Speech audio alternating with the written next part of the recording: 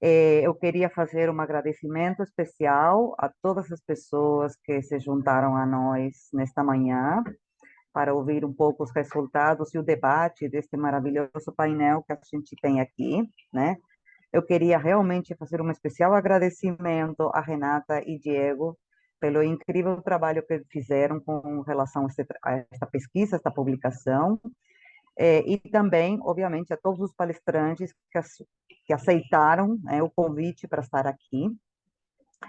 E, em especial, eu queria fazer um agradecimento especial para Mônica Ribeiro, que é comunicadora da rede, que fez todo um esforço importante de coordenação deste painel, e a Wanda, que fez todo um apoio logístico para este seminário. E neste painel de hoje, temos um, um grupo incrível de pessoas, né? Em primeiro lugar, gostaria de apresentar Diego Cota, que é pesquisador e jornalista, Renata Saavedra, que também é pesquisadora e jornalista, autores e autoras da pesquisa, né?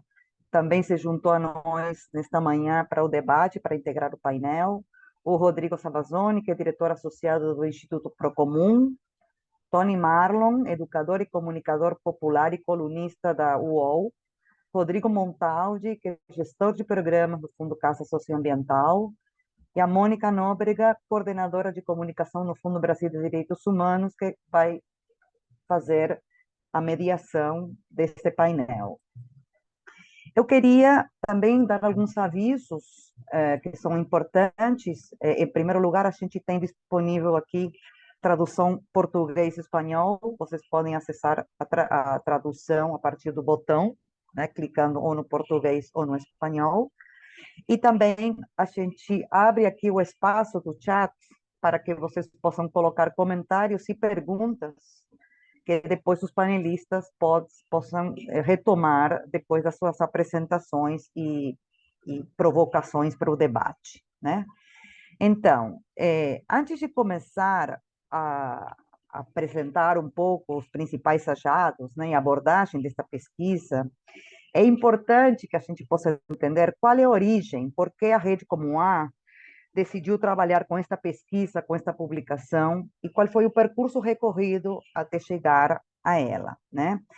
Toda a questão da comunicação por direitos e agenda de direitos é estratégica para a Rede Comum A e seus associados, porque a Rede Comum A é um ator político do ecossistema da filantropia no Brasil, né? E o nosso programa de incidência é absolutamente estruturante, e com isso, na verdade, a gente tenta, né, a partir da produção de conhecimentos, da criação de debates, né, inclusive todo um trabalho que a gente faz junto com os membros na área de comunicação e também de capacity building, inspirar o ecossistema da filantropia em temas vinculados à justiça socioambiental, desenvolvimento comunitário, principalmente no apoio à sociedade civil em agendas de acesso a direitos, reconhecimento de direitos e luta por direitos.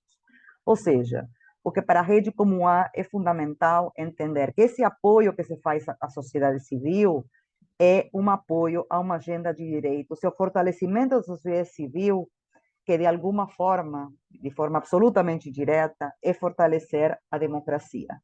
Ou seja, toda essa agenda de direitos de cidadania, direitos identitários, direitos de minorias políticas, grupos, comunidades tradicionais, são absolutamente centrais quando a gente está apresentando o trabalho da Rede Comum A e dos seus membros, né? Porque sem direitos não há democracia, e é mais, sem direitos é impossível pensar em qualquer condição de integração cidadão, produtiva, etc., né? Então, esta pesquisa tem uma relevância bastante destacada no cenário global e nacional também, né? Porque a gente está vivendo, neste momento, uma situação bastante delicada com relação à ameaça à democracia, né? A democracia, infelizmente, hoje está sendo reduzida apenas a um sistema político eleitoral, quando, na verdade, o que nós propomos é que a democracia é digamos, um conceito e uma prática muito mais ampla, que tem a ver com a agenda de direitos. E justamente isso está muito ligado ao avanço de agendas conservadoras, né? E a uma regressão violenta, né, a justamente a agenda de direitos. A gente está vivendo, inclusive no Brasil, experimentando recentemente uma ameaça muito forte aos direitos conquistados pelas mulheres.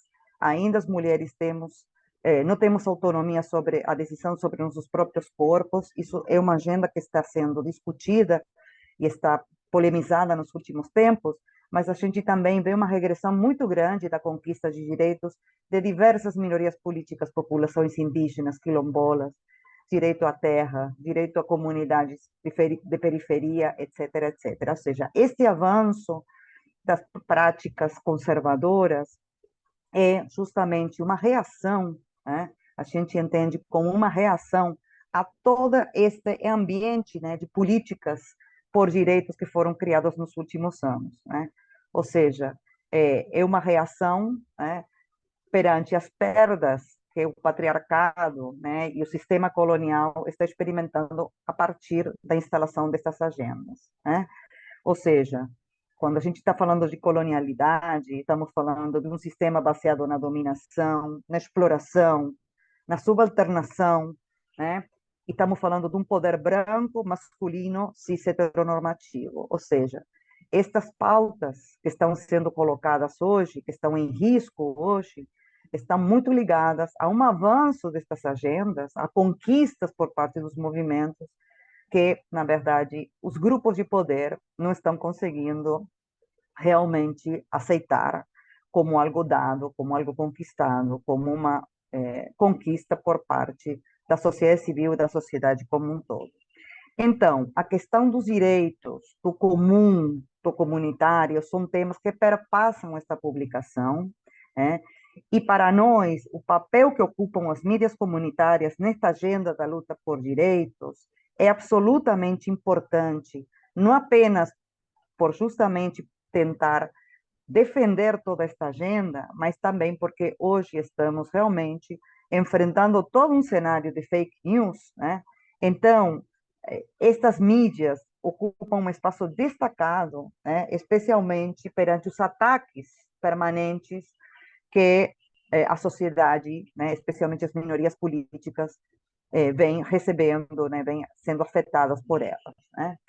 Eu queria comentar brevemente por que a gente fez essa pesquisa, por que chegamos a esta pesquisa, e eu diria que tem três elementos importantes para destacar por que chegamos aqui, né?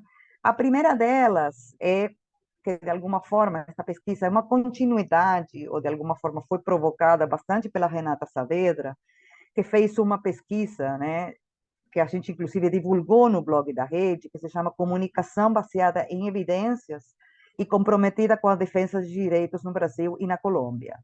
Ou seja, o que a Renata colocou foi um primeiro ponto de partida para a gente pensar numa pesquisa mais voltada para o Brasil.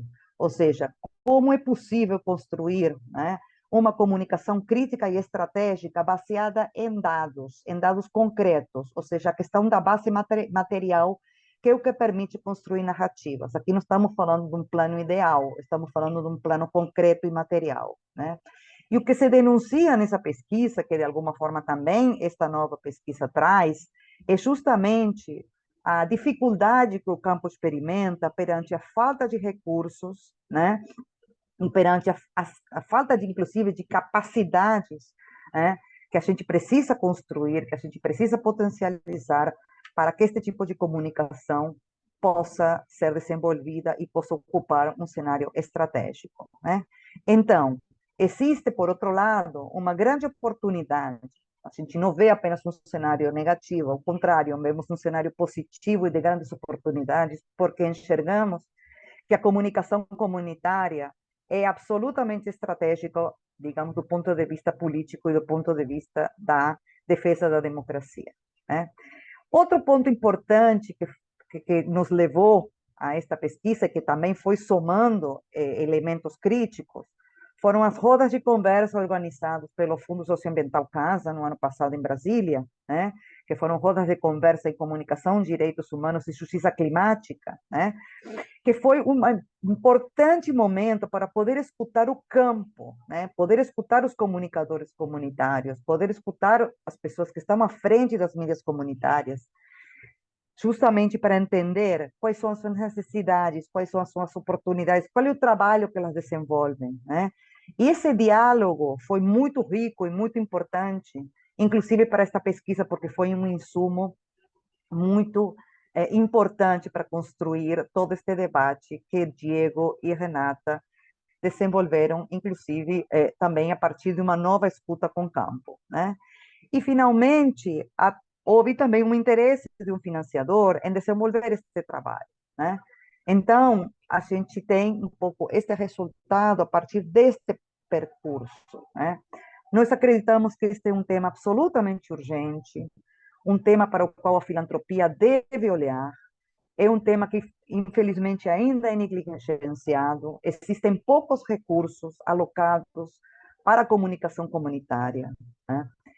Para um tipo de comunicação alternativa, que justamente possa estar atrelada a uma agenda de direitos humanos e a uma agenda de democracia de forma geral. Então, acreditamos que esta pesquisa contribui de uma forma muito estratégica para o campo, e esperamos que realmente a gente, com esta pesquisa, consiga influenciar positivamente financiadores para se atentar à importância destas agendas. Então, eu deixo aqui a apresentação, eu deixo a Mônica, então, conduzir este debate e começar, então, o diálogo com estes incríveis palestrantes que a gente tem hoje aqui. Obrigada. Obrigada, Graciela, por essas boas-vindas. Bom dia a todas, todos, todes. Eu vou começar me descrevendo. Eu sou uma mulher de cabelos cacheados, escuros, compridos, estão presos por um lenço verde. Entendedores entenderem. Pele clara. Estou usando uma camisa também verde, de gola e botão, e estou de batom. Eu sou bacharel e especialista em jornalismo, também sou geógrafa. Trabalho com comunicação para direitos humanos há 8 anos, lidero a comunicação do Fundo Brasil como coordenadora há 5 anos desses 8 em que trabalho com esse foco em direitos humanos. Tenho muito interesse cada vez mais nessa comunicação que se faz nos territórios, que se faz para a defesa de direitos. Agradeço as presenças, agradeço o convite da Rede Pomoá para fazer essa mediação, para esse diálogo com pessoas tão necessárias para discutir esse momento que a gente está vivendo.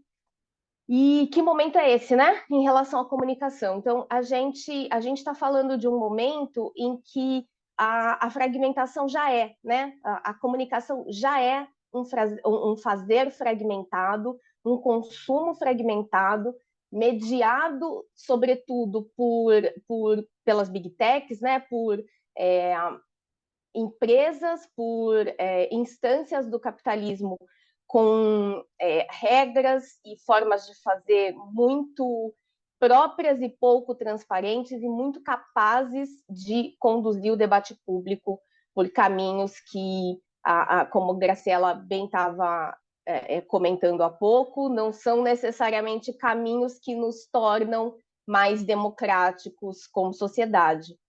E diante desse cenário, a gente tem uma crise de confiança na informação, né? A gente vive uma crise de confiança na informação. A informação, ela se torna sempre foi, claro, mas se evidencia ainda mais como um campo de disputa, inclusive pelo que é a verdade, né? Ou, enfim, pelo que é o que representa alguma base factual. A gente tem uma série de pesquisas, de relatórios, de reflexões sobre isso, né? Sobre a confiança nas notícias e como isso cai. Tem um relatório que é feito todos os anos, que é o Digital News Report da Reuters, que é uma agência de notícias, e que tem trazido aí, ano após ano, índices alarmantes de queda de confiança nas nas informações jornalísticas, sobretudo, né, que são o enfoque da Reuters, mas não só. E essa queda de confiança na informação, ela se reflete nesse momento em que a gente está agora, em que a gente vive um momento em que a opinião vale mais, ou ela embasa decisões que tem a ver com o coletivo, né? Tem a ver com esse comum, que os colegas vão falar aí melhor do que eu daqui a pouco, mas ela embasa essas decisões escapando, portanto, e deixando para lá a base material, as informações, os dados, as evidências que a gente teria para tomar decisões mais informadas, né? Mais livres e informadas. E, portanto, a conclusão dessa ideia é que, de fato, esse cenário de desinformação que a gente vive é um prejuízo evidente para a democracia e para os direitos. A boa notícia, porque há que se haver uma boa notícia, um horizonte de luta, né? É que esse relatório da Reuters, ele mostra que ele diz que as pessoas entrevistadas, traz como resultado que as pessoas entrevistadas teriam mais interesse, afirmam que teriam mais interesse em informações que fossem úteis, que ajudassem a tomar decisões, e, muito importante, informações sobre pessoas como eu. Do que a gente está falando quando a gente escuta, né? Quando a gente lê essa informação? A gente está falando justamente da comunicação comunitária, ou isso coloca a comunicação comunitária e o jornalismo comunitário num lugar muito importante para a gente restabelecer essa confiança coletiva, né, social, na produção de informações. Essa pesquisa que Diego e Renata vão trazer agora aqui para a gente, ela mostra, como a Graciela comentou, ela nos mostra caminhos para que a filantropia apoie o fazer desta comunicação comunitária, apoie a força e o fortalecimento dessa comunicação comunitária, e, por outro lado, também traz caminhos para que a comunicação comunitária seja uma aliada da filantropia nessa busca por restabelecer esses laços sociais democráticos, né? Que é uma coisa que a gente, de fato, precisa fazer. A gente costuma pensar, eu penso muito sobre isso, em como a filantropia pode e precisa, de fato, fortalecer a comunicação comunitária, a comunicação nos territórios, a comunicação autônoma, autogestionada, mas eu realmente vejo, e essa pesquisa vem nos mostrar também, que essa comunicação comunitária tem o seu papel para apoiar o trabalho da filantropia nesse advocacy por recursos também para a comunicação comunitária, por facilitar formas de fazer, facilitar a criação coletiva no campo da comunicação, facilitar a inovação, que essa palavrinha que está aí tão desgastada, mas de fato a inovação na comunicação ela vem e tem vindo, e a gente tem assistido, por meio dessa comunicação popular ligada ao território, comunitária de fato. Eu vou, então, chamar para a gente começar a nossa apresentação primeiro Diego Cota, que é, como Graciela já mencionou, doutor em mídia pela Universidade Federal Fluminense, coordenador de comunicação na Ação da Cidadania e fellow do IDBR. Diego vai contar para a gente o que é, eu não lembro o que é esse instituto. Mas, Diego, então, com você, depois seguimos com Renata e aí entramos os demais colegas aqui apresentados. Bom dia a todos. Como a Mônica me apresentou, né? Eu sou Diego Cota, eu sou um homem negro, gay, cisgênero, com deficiência auditiva. Eu uso uma prótese no ouvido direito, um brinco na orelha esquerda, dois anéis prateados nos dedos e tenho cabelos curtos. Eu uso uma camisa preta de botão, óculos redondos transparentes. Sou jornalista, pesquisador, especialmente no campo da comunicação, das novas mídias, focando em populações em situação de vulnerabilidade e expostas às violências das mais variadas ordens. Eu estou muito feliz e grato, de verdade, de ter conduzido essa pesquisa ao lado da também jornalista e pesquisadora Renata Saavedra. Foi uma oportunidade incrível ouvir pessoas geniais e costurar suas ideias em forma de texto. Ah, Hoje nós vamos explicar um pouquinho como fizemos essa investigação e compartilhar com vocês algumas orientações, reflexões, recomendações que podem contribuir com o campo da filantropia e da comunicação comunitária em nosso país. Vou pedir para a coordenação colocar. Jonatas, muito obrigado, muito obrigado. Podemos ir para o slide 2. E aí, eu vou falar um pouquinho de como é que a gente fez essa pesquisa, né? O foco, a gente se debruçou sobre as conexões que existem entre a filantropia e a comunicação comunitária, querendo entender como é que esses dois ecossistemas eles podem expandir, né, suas parcerias e alavancar um ao outro. Basicamente, a nossa ideia foi assim, analisar como é que iniciativas de mídia comunitária independente e os membros da Rede Como A têm se relacionado, identificando as principais agendas e desafios, inclusive de financiamento, das mídias comunitárias. Entender como e até que ponto a mídia comunitária está sendo apoiada por organizações filantrópicas.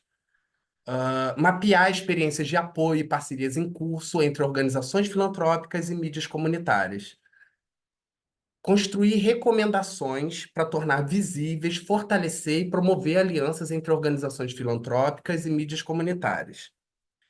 Sobre o método, nós fizemos uma revisão de textos, e documentos que, porventura, tratassem dos temas aqui trabalhados.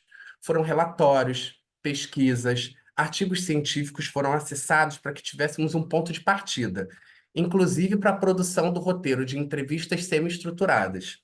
Ou seja, a gente tinha um questionário prévio de perguntas, mas a ideia era deixar entrevistados falarem livremente e fazermos poucas interrupções. Entrevistamos lideranças de mídias comunitárias e representantes das organizações que fazem parte da Rede Como A. Sobre o público, essa pesquisa foi pensada para financiadores e praticantes da filantropia que ainda não atuam diretamente com o tema de comunicação comunitária, mas reconhecem sua importância. Nosso objetivo é que essas reflexões e as ideias que vamos compartilhar aqui com vocês possam inspirar novas ações, práticas e alianças em prol do fortalecimento da comunicação de base comunitária, democrática e libertadora. Pode passar, por favor, Jonatas. E assim, por que apoiar mídias comunitárias, né? Aqui a gente destacou da pesquisa 3 motivos que julgamos como principais para financiadores apoiarem as mídias comunitárias no Brasil. O primeiro deles é para combater os desertos de notícias e a desinformação. É preocupante, né, que em pleno século XXI, quase 50% de nossos municípios estão desertificados de informação. São 2.712 cidades e 26 milhões de brasileiros que nelas habitam sem acesso a notícias sobre o lugar onde vivem, segundo o Atlas de Notícia, que mapeia o jornalismo local em todo o Brasil. Eles não têm nenhuma organização produzindo jornalismo local, criando certa vulnerabilidade para o território. É fácil chegarmos à conclusão de que nessas localidades a democracia corre maior risco. Espera aí um pouquinho, gente. Sempre bom lembrar que a ausência e a fragilidade de iniciativas de comunicação local e comunitária contribuem para o cenário pro cenário de crescente desinformação e circulação de fake news. A gente viu no que deu aí, né? O segundo é para salvaguardar a democracia e promover a mudança social.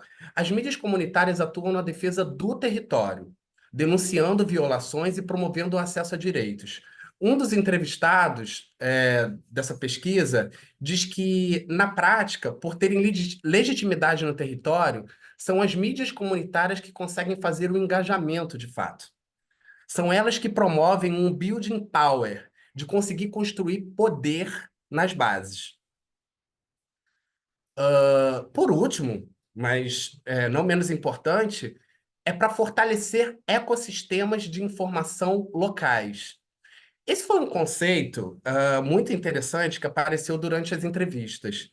Cito aqui a Nina Wengru, uma das entrevistadas que publicou que ecossistemas de informação são a somatória de pessoas e organizações que produzem, verificam e distribuem informação de interesse público dentro de um espaço geográfico, ajudando a manter uma infraestrutura cívica vital para o funcionamento de uma comunidade.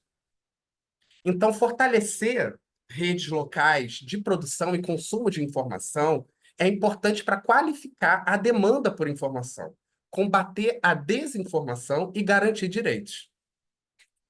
Pode passar, por favor, Jonatas, para o quarto.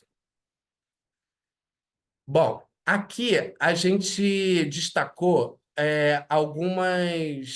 alguns desafios, né, que as mídias comunitárias têm enfrentado a partir das entrevistas que fizemos.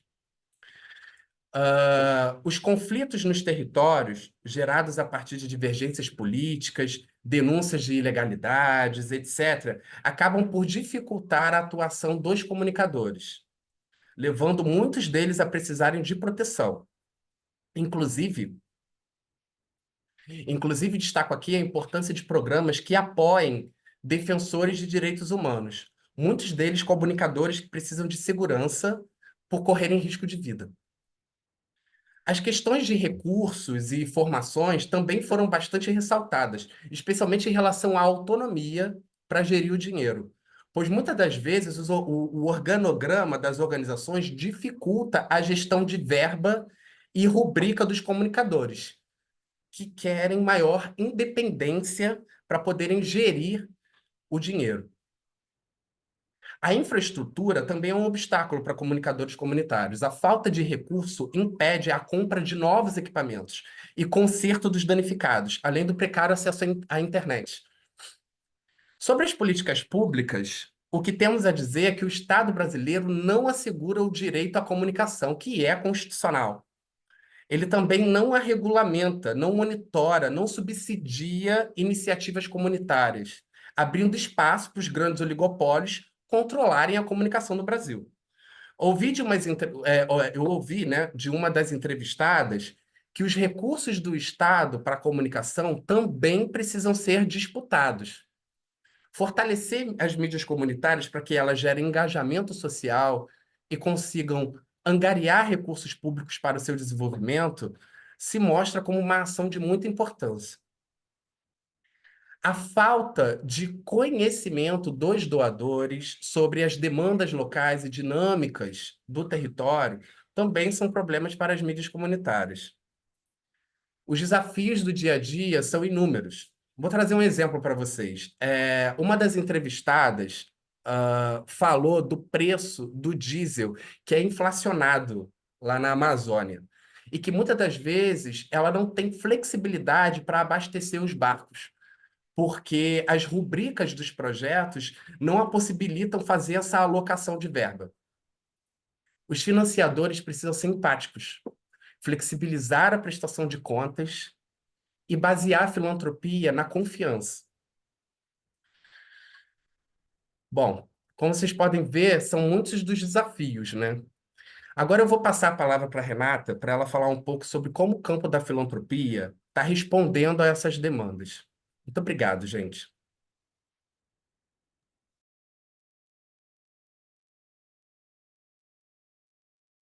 Muito obrigada, Diego. Bom, pessoal, bom dia, bom dia a todos. Muito obrigada, né, por estarem aqui com a gente. Bom, eu não sei, vocês já estão me vendo? Eu não acho, agora sim. Ó, eu sou uma mulher branca, de cabelo castanho e olhos castanhos também. Uso óculos, estou de óculos transparente e estou com uma blusa azul. Seguindo, né, os dados que o Diego está trazendo, né? Então, apesar de todas essas demandas, né, urgentes que o Diego apresentou, existe um abismo entre a importância da comunicação comunitária e o investimento que tem sido feito nela. Então, apesar dessa centralidade da comunicação comunitária para a democracia, né, e desses graves desafios, a gente vê que a fala sobre a relevância da comunicação não acompanha a disposição em financiar a comunicação. Né? Então, no caso da comunicação comunitária, a gente não está falando só de riscos à sustentabilidade dessas iniciativas, né, como a maior parte das organizações da sociedade civil e dos movimentos sociais enfrentam no Brasil, né? Não é só um desafio de sustentabilidade, é um desafio de continuidade, né, das iniciativas, que muitas vezes dependem exclusivamente do trabalho voluntário de lideranças comunitárias e não tem como se manter. Né? A primeira coisa que a gente fez na pesquisa foi olhar para os mapeamentos de mídias comunitárias já existentes. Né? Existem alguns feitos pelo próprio campo da comunicação comunitária. E a gente olhando para mapeamentos feitos nos últimos 10 anos, a gente vê como eles ficam datados muito rapidamente, porque muitos veículos acabam, né? Muitos veículos não conseguem continuar suas atividades. Então, a gente vê que a maioria das organizações financiadoras, né, do campo da filantropia não apoia mídias comunitárias e a gente vê isso mesmo entre as financiadoras focadas em direitos humanos e em democracia. Né? São muito poucas que têm um olhar para a comunicação. E as que têm um olhar para a comunicação acabam centralizando os financiamentos nas mesmas organizações, geralmente mais estruturadas, e não alcançam as iniciativas de base territorial e os coletivos informais, né, que não têm CNPJ. Em 2022, por exemplo, cerca de 2 milhões de dólares vindos da filantropia internacional para o jornalismo foram destinados para 8 iniciativas do Rio de Janeiro e de São Paulo, de acordo com um mapeamento do site Media Funders. Isso é citado pela Nina Weingrill e pela Isabela Moy no artigo que foi uma das referências dessa pesquisa, né? A gente traz também na pesquisa algumas referências e sugestões de leitura ao longo do caminho. Então, essa centralização dos poucos apoios para a comunicação é muito gritante, né? E, no geral, os apoios que são feitos para a comunicação seguem uma lógica de investimento na comunicação como meio e não como fim. Né? A comunicação entendida como ferramenta para divulgar ou para incidir sobre um outro tema estratégico, né? A comunicação como parte de um projeto, não como foco principal de um projeto. E mesmo quando a comunicação é o foco principal, os apoios existentes para essas iniciativas geralmente são focados em produtos e não em processos. Né? Então, dificilmente há apoios para o fortalecimento institucional das iniciativas, para infraestrutura, né? Aluguel, internet. Isso é mais difícil dessas organizações acessarem. Pode passar, por favor. Bom, então, nesse cenário, a gente vê que tem um amplo potencial para a estruturação de ações conjuntas de financiamento, articulação e formação entre organizações filantrópicas para o fortalecimento da comunicação comunitária. No caso da Rede Como A, que foi o universo, né, em que a gente mergulhou nessa pesquisa, a gente vê que, de diferentes formas e a partir das suas respectivas estratégias, algumas organizações membro têm desenvolvido experiências de apoio à comunicação que incluem iniciativas de comunicação comunitária. E a gente viu também que entre um cenário nessas organizações, entre uma prática de apoios pontuais em editais temáticos com outros focos, né, há um trabalho mais focado de fortalecimento de iniciativas de comunicação. Todas as organizações ouvidas passaram por processos que envolvem pesquisa, escuta do campo e acúmulo de uma expertise nova, que não faz parte da maioria das organizações de filantropia comunitária e de justiça social. A gente vê que por que e como apoiar as mídias comunitárias não são conhecimentos e práticas difundidas no campo da filantropia. Por isso que as experiências que já estão em curso são valiosas, né? Porque e elas também podem ser mais amplamente e mais profundamente compartilhadas em rede, né? Tanto entre os membros da Rede Como A, quanto com o campo da filantropia de maneira mais ampla. Esse webinário aqui, por exemplo, é um passo nesse sentido, né? Da gente conhecer o que já está sendo feito, já que há pouco sendo feito. E um movimento importante que também tem acontecido é a crescente incidência de comunicadoras e comunicadores na filantropia. A AJOR, que é a Associação de Jornalismo Digital, tem promovido debates sobre o tema do financiamento à comunicação e tem também difundido informações sobre o acesso a recursos para o ecossistema brasileiro de jornalismo digital. Em 2023, eles lançaram um guia básico de financiamento do jornalismo digital brasileiro, por exemplo, né? Então, está tendo essa incidência crescente. Outra coisa importante é que no último mês da Filantropia que Transforma, promovido pela Rede Como A, em setembro do ano passado, a agência pública promoveu um painel sobre o apoio ao jornalismo. A diretora executiva da agência pública destacou que era a primeira vez que a organização estava discutindo jornalismo sem fins lucrativos no campo mais amplo da filantropia. Então, esse debate tem crescido e a gente precisa abrir mais espaço para ele. Podemos seguir. Bom, então, a partir do que a gente ouviu, né, nessa pesquisa, a gente destacou alguns principais temas assim, que a gente sugere que o campo apoie, né? E aí eu queria começar pelo tema da formação para comunicadores e formação em comunicação estratégica, né? A formação é uma grande lacuna no campo, ela foi apontada em todas as entrevistas, aparece muito também, né, na bibliografia, porque é muito escassa a oferta de formações contextualizadas, centradas nas realidades diversas dos territórios, e que também contribuam para desenvolver no campo social, né, no campo de luta por justiça social, um pensamento mais estratégico de comunicação, né, um pensamento que é mais baseado em valores e menos baseado em temas, como geralmente o campo social trabalha a sua comunicação. Para que a gente possa disputar a opinião pública e além das bolhas ideológicas, é preciso difundir um pensamento mais contemporâneo e estratégico de comunicação de causas, né? Então, fazer isso, né, no apoio à comunicação comunitária, mas também mais amplamente no apoio à comunicação no campo da filantropia. Outro ponto é da gestão e resiliência financeira para comunicadores. Né? No Festival 3i do ano passado, que é promovido pela AJOR, a diretora para a América Latina do Fundo Internacional para Mídias de Interesse Público falou que dinheiro é um assunto tabu para muitos jornalistas e comunicadores, que pensam e se planejam muito mais em termos editoriais do que em termos comerciais. Então, cabe à filantropia oferecer apoio para a gestão e para a resiliência financeira, assim como financiar a busca de novos modelos de financiamento e de sustentabilidade para a comunicação independente e para a comunicação comunitária.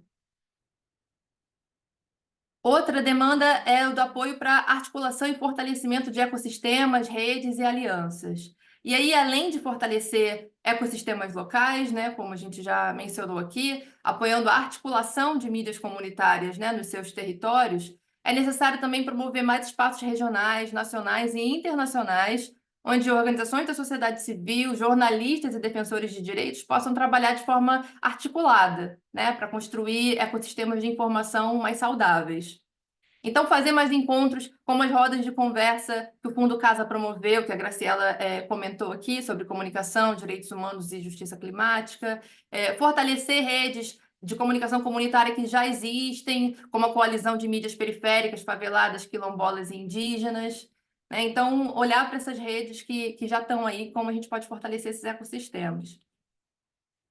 Outro ponto é o do apoio para redes de proteção e segurança para comunicadores, né? Como a gente já trouxe aqui, é urgente apoiar e garantir a proteção de comunicadores comunitários, tanto envolvendo mais esse público nos programas de apoio à proteção e segurança de defensores de direitos humanos que já existem, quanto também incluindo recursos emergenciais nos outros apoios para a comunicação comunitária, e também prevendo ações e protocolos de segurança, né? Eu estou finalizando aqui, eu a gente também destaca a importância de apoiar ações de advocacy em defesa de políticas públicas, né? Então, aliás, na semana passada, a JOR lançou um mapeamento de políticas estaduais e municipais de apoio ao jornalismo, uma pesquisa inédita, que também é muito importante para o campo.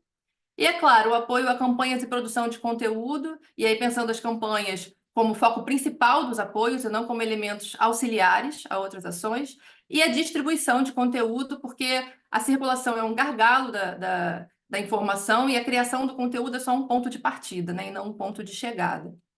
E a gente também incluiu como sugestão parcerias com universidades, né, porque tem muitos laboratórios universitários que estão se debruçando sobre o tema, então como também fomentar parcerias entre a universidade e as organizações de base, né, que estão nos territórios. Para finalizar bem rapidamente, eu queria passar para o meu último slide de conteúdo, que sugere algumas formas de qualificar também esse apoio, né? Então, como apoiar? A gente destaca a importância de ampliar debates e trocas de experiências sobre os apoios que já estão acontecendo, ampliando também a escuta do campo, né, ao longo desses debates e trocas, conscientizar doadores sobre a centralidade e a transversalidade desse tema, e aí não só buscar doadores que já estão olhando para esse tema, mas também conversar com os nossos doadores e parceiros atuais sobre a centralidade do tema. Adotar princípios da filantropia baseada na confiança, então oferecer apoios mais livres, flexíveis, desburocratizados para as organizações de mídia comunitária e experimentar ações conjuntas de financiamento, como a gente já destacou aqui. Por fim, podemos também seguir. Eu queria, né, reforçar o nosso desejo de que a gente possa inspirar a ampliação de práticas de fortalecimento da comunicação comunitária com essa pesquisa, convidar as pessoas para acessarem a publicação e enviarem também os seus feedbacks. Nesse próximo e último slide, a gente deixa os nossos contatos, né, meu e do Diego. Então, se vocês quiserem trocar, enviar né, referências, sugestões, dúvidas, estamos com esse canal aberto. E agradecer à Rede Como A pelo convite para desenvolver essa pesquisa em diálogo com a equipe. Agradecer ao público que está aqui com a gente hoje e também aos colegas do painel que vão seguir e aprofundar esse debate. Muito obrigada.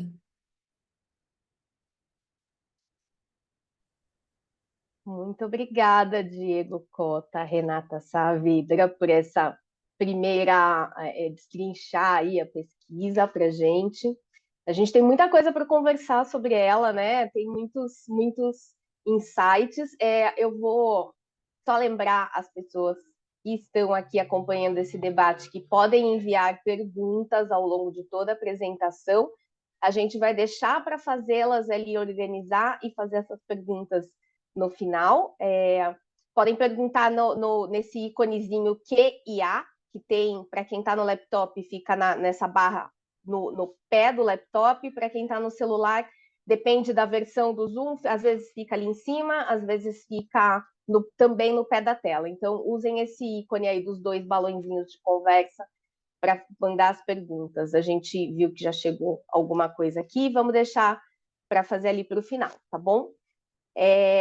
Eu fico aqui pensando nos achados da pesquisa, e vou começar pelo final, vou começar comentando rapidamente pelo final, quando a recomendação nos diz da formação das ações conjuntas de apoio à mídia comunitária.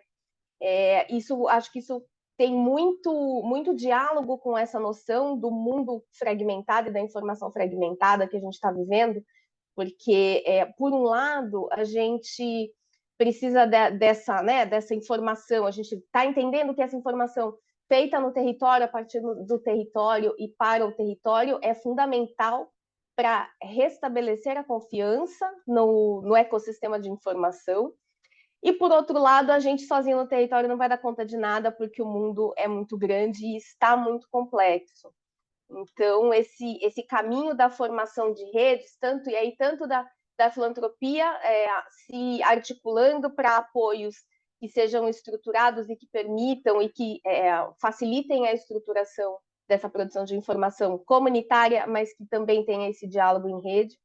E, por outro lado, a comunicação comunitária com essa necessidade de realmente se articular para para ajudar a criar, e aí aqui vou citar a Nina Weingril e a Isabela Moy também, porque também li esse artigo que Renata mencionou, sobre esse conjunto básico, esse cardápio básico de informações que toda pessoa precisa e que nenhuma mídia sozinha vai conseguir fornecer. Então, é muito relevante mesmo que a gente pense de todos os atores dessa conversa que a gente está tendo aqui, pensem nessa necessidade de articulação tanto entre mídias quanto entre atores da filantropia e entre todos esses atores para trabalhar juntos, né?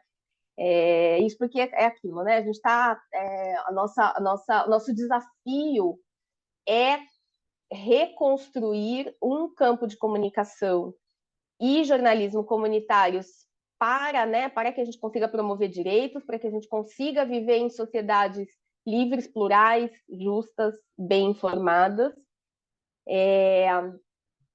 Eu também quero comentar, lá no começo da apresentação, Diego falou sobre a capacidade que um dos entrevistados da pesquisa trouxe da mídia comunitária de conquistar um engajamento de fato, e aí vou aqui só um exemplozinho bem breve, mas quem aqui, gente, de todo mundo que está aqui, de todo mundo que está nos assistindo, quem não segue um perfilzinho, assim, ó, um jornal, quem não, lá de vez em quando não dá uma olhadinha no perfil da sua cidade de origem, da sua região, do seu território de origem, assim, a gente muda, vai viver em outros lugares, vai fazer outras coisas, mas essa informação daquele lugar de onde a gente veio, ela continua permeando a nossa vida, e eu acho que isso faz muito sentido, justamente porque a mídia comunitária, a informação local, ela é a que fala para a gente, né, do mundo. Essa mídia fala para o mundo, essa informação fala para o mundo,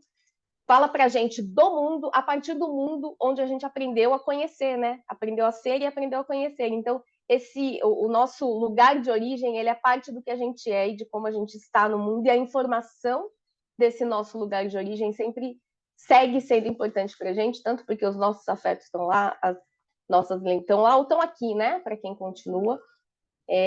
Então, acho que essa pesquisa nos trouxe aí esse cenário e nos coloca para pensar também no porquê dessa relevância tão evidente das mídias comunitárias, de como a informação do território, de fato, conecta as pessoas e faz diferença realmente no dia a dia, né? Na vida, na defesa de direitos. A gente se narra coletivamente por meio dessa informação que a gente divide em comunidade, que a gente compartilha em comunidade. A gente se narra coletivamente, a gente encontra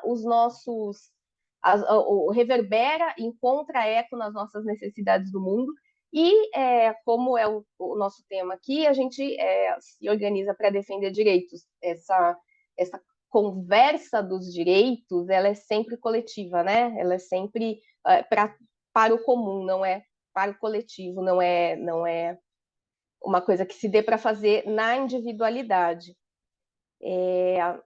Vou agora chamar o colega, só um minutinho. Tá, estamos aqui. Tem uma colazinha, pessoal.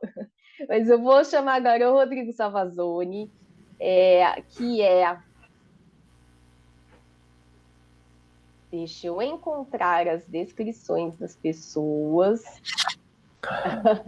O Rodrigo, ele é escritor pesquisador, gestor de iniciativas sociais e atualmente é diretor associado do Instituto Procomum e coordena em Brasília a criação do projeto Casa Comum.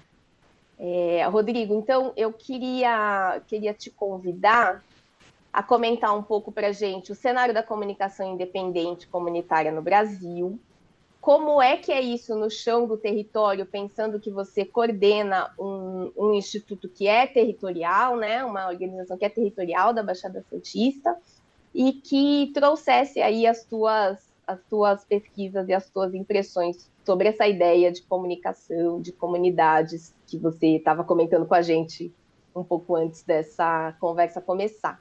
Bem-vindo, Rodrigo. Obrigado, Mônica. Peço licença a todas e todos e todos que vieram antes.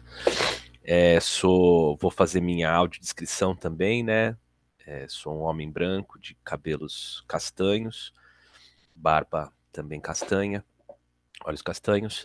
Estou usando uma camisa social verde e estou aqui no meu escritório, na minha casa, em Brasília. Agradeço muito o convite da Rede Como A, especificamente no nome da Graciela, que tem sido uma interlocutora, né, ao longo desses anos, não só em relação à questão da filantropia, mas especificamente em relação a esse tema do comum das comunidades, que é sobre o que eu gostaria de falar.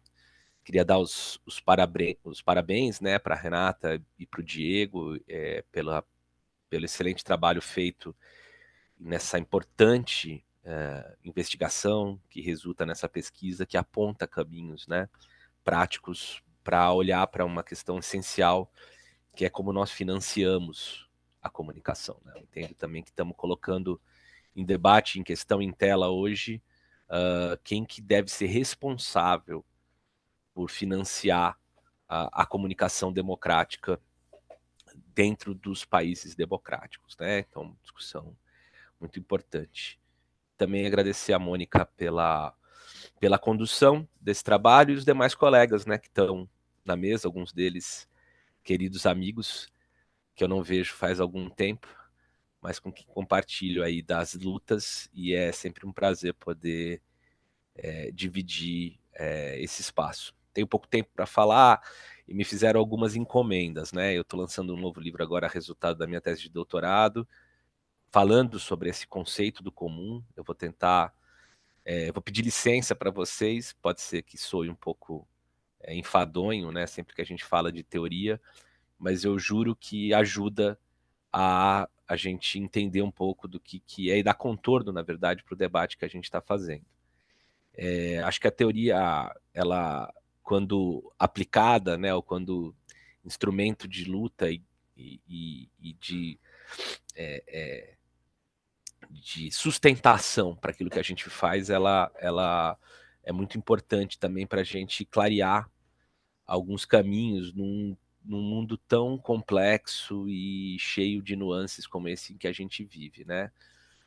Acho que a Graciela, na fala inicial, na introdução a essa mesa, ela traz uma reflexão sobre a crise da democracia.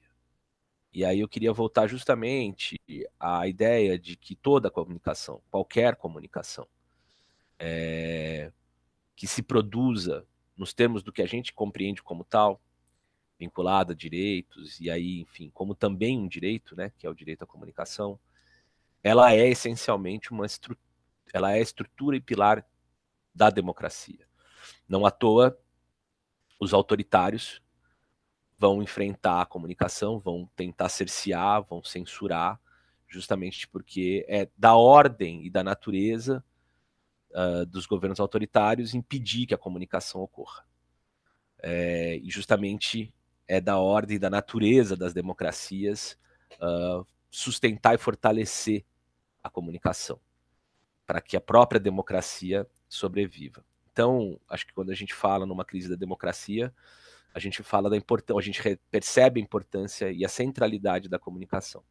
Comunicação essa que a gente sabe nos últimos, né, pelo menos 3 décadas, sofre um abalo sísmico e uma transformação muito profunda com a emergência da internet. Eu venho estudando as questões da comunicação e praticando, né, desde sempre na minha carreira. Fui um dos fundadores do Intervozes lá atrás e pensamos muito sobre as questões da comunicação comunitária no Brasil. E caminhei na minha travessia para discutir as questões da comunicação, da tecnologia e da cultura, né? Fui um dos autores lá atrás de um livro chamado culturadigital.br, que inaugura o debate sobre os fóruns de cultura digital ainda no segundo governo Lula, com Gilberto Gil e Juca Ferreira, ministros da Cultura, e tentando pôr em tela também as transformações que isso vinha produzindo no sentido de fortalecer a nossa democracia e a diversidade. E eu brinco hoje em dia que eu queria fazer o comunicação, eu fiz o cultura digital, eu queria fazer o cultura presencial ou cultura desconectada.br, porque tem uma parte da resposta que passa quando a gente pensa no comunitário, que é também para além das redes digitais e pensando nas redes territoriais, nas relações, porque de alguma maneira é essa mímese entre a formação das comunidades que caracteriza, digamos, talvez o sucesso, né, das próprias fake news.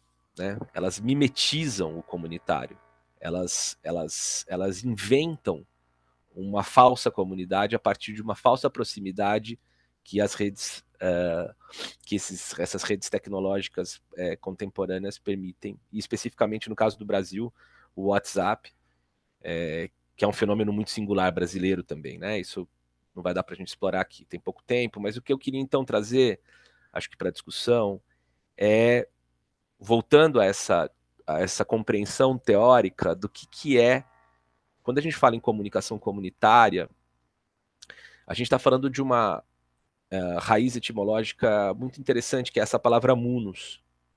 Né? Munus é uma palavra de origem latina, que ela tem uma dupla conotação, ela é uma palavra bonita, né? E ela é uma palavra complexa, porque ela carrega no seu próprio significado essa ideia de dádiva e obrigação ao mesmo tempo. Né? Dádiva no sentido de presente ou de entrega, e ao mesmo tempo de obrigação, quer dizer, uma entrega obrigatória. Né? E na discussão sobre essa ideia do comum como conceito organizador, da possibilidade da produção de uma política que supere, né, os constrangimentos que a gente está vivendo atualmente, tem todo um campo de reflexão que se forjou, que contrapõe ao que hoje é o sistema mundo hegemônico, um sistema mundo hegemônico dentro do capitalismo, de um capitalismo neoliberal, o que seria, digamos,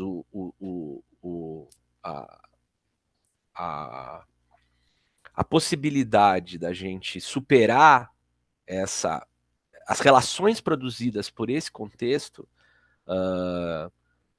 que o neoliberalismo fomenta, que é justamente disso que aparece aqui nas falas dos outros colegas, que é a fragmentação e a dissociação, justamente o antídoto seria a produção do comum. Comum entendido não como substantivo, mas como verbo de ação. Comum como comunhar. Comum como comunicar. Comum como fazer comunidade. Então a gente está falando de uma possibilidade que é entender que a comunicação comunitária ela não é só a forma como a comunidade se expressa, mas é a própria forma de como a comunidade se faz.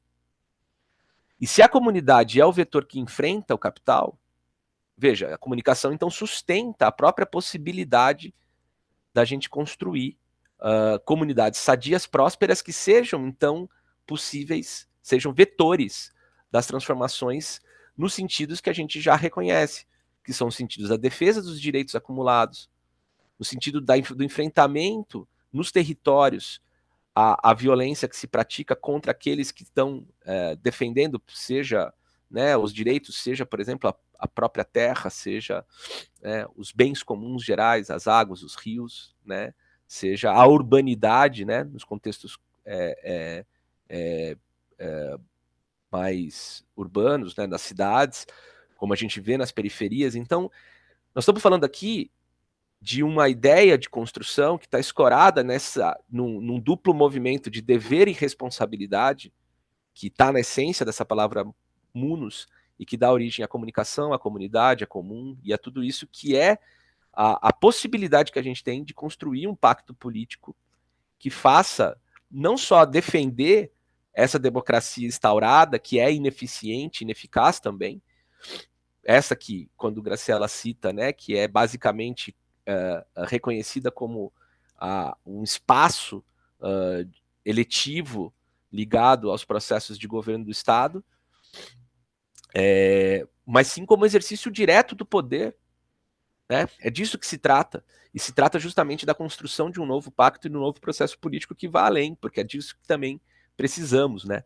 Não resta dúvida de que A crise também se instaura pela incapacidade de apresentarmos propostas que atinjam, né, o conjunto das populações, sobretudo aquelas subrepresentadas, subalternizadas, e que ficam e que se tornam presas fáceis de um avanço dos autoritários e da extrema-direita, que justamente se expressa utilizando das redes para espalhar uma comunicação mentirosa. Então, o que eu tenho pesquisado, o que a gente tem procurado fazer é que, ao instaurar comunidades nos territórios, ao fortalecer as comunidades no território, entender a comunicação como parte essencial, estruturante desse processo. Não só do ponto de vista da difusão daquilo que se realiza, mas como próprio tecido, como construção do tecido, como liga, que vai redesenhando, rearticulando, reconfigurando a democracia.